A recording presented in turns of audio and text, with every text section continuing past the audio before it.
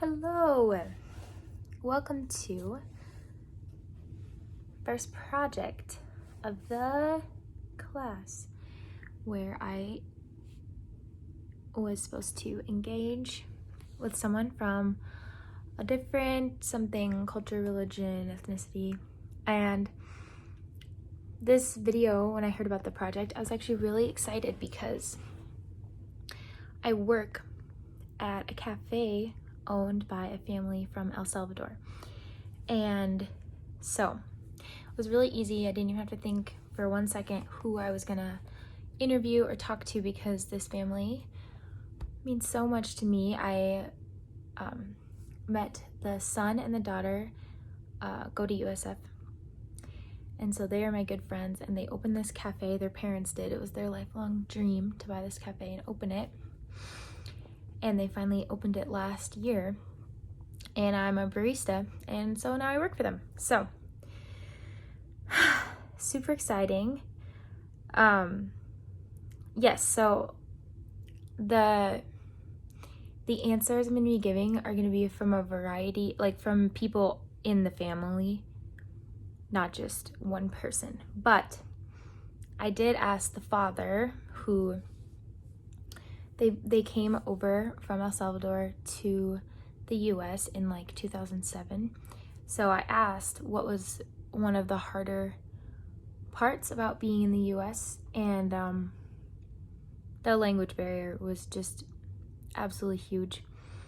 And the kids learned to speak English like better than their parents, or easier, because they're kids, they soak it up faster. And so the daughter, who's my age, she said she remembers a lot of times, like when she was younger, having to like translate really important documents like for her parents and stuff. So that was just like a lot of difficulty with those things of not knowing the language, learning the language, navigating life in a different country, just of course is going to be a huge challenge. So they found that to be pretty difficult. Things they hang on to and then let go in America. So what's really cool is the cafe is just like your typical like hipster downtown coffee shop, but then also it has like parts of it that have the El Salvadorian touch, which is so cool, like the mix. So like one of the typical Mexican drink is horchata, and for the cafe they created a recipe called the horchata latte. So it's like the rice milk and cinnamon and honey and sugar with espresso.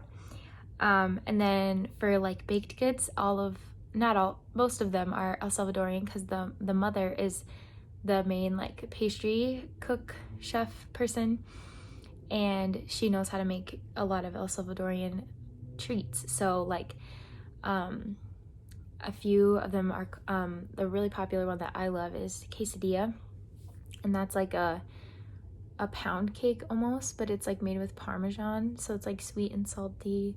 It's really good. And milhojas, alfajor, there's like so many yummy pastries. So they have definitely hung on to that part of their lives back in El Salvador, but then also like come to America and totally embrace like the coffee shop whole thing with the design of the coffee shop and everything. Interesting facts, what I learned. Of an interesting fact that I didn't foresee, like, I mean, I've learned so many things just in working with them all. So like our day-to-day conversations will have a lot to do with El Salvador, things like that sometimes. The father, they accidentally switched, they got his name wrong. So his real name is Ricardo, but then the document like switched it around to Salvador, so a lot of people just call him Salvador now, but like they switched his name, which is interesting. Another interesting fact that I've learned. Let me think. I've learned a lot about the immigration process of like citizenship and like legalization of like grants and stuff, like what people who aren't citizens, like what they can do in this country and what they can't, like what's available to them and not, has been fascinating. So I really appreciated knowing that from a second-hand experience. Not experience, but listening to like their paths to citizenship, and if there is a road that they could take right now or not, and just different laws and people who are fighting for immigrants coming to the US and what it's like. I'm just really grateful to have learned more about that, and if I have questions, which I do so many all the time about things like that, I know them, and they've just been a huge blessing in my life. So I was really happy to hear about this project, and I hope that you learned a little more about El Salvador too and what it's like in the US for them.